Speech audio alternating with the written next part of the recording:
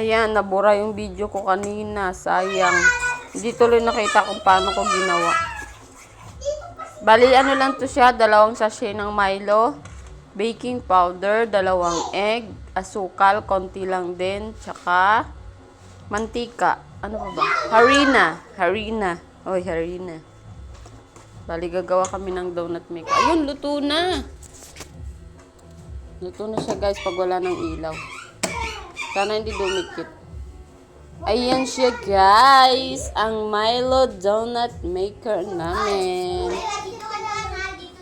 Binanata na ni Princess. Ayan.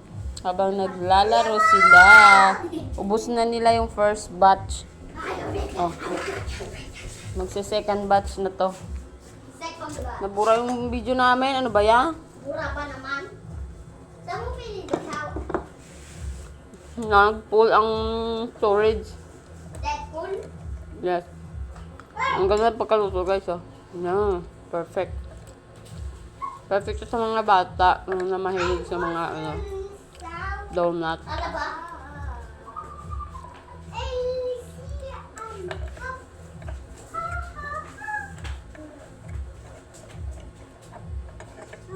Po. Ay? Ano po? Ano ba yan? Yung walker? Wait lang po, wait lang. Sa inyo yan. Maali! Oh, kay Bella yon. Iniwan dito? Hindi na natin na isoli. Iniwan nila dito? Hindi, pinahiram lang yan kay Princess eh. Sa inyo to. Wait lang. Perfect kasi hindi siya dumikit. Pero maglalagay na tayo ng mantika kasi medyo nadikit na ng kaunti. Opo, ito ang kanyang walker ni Bella.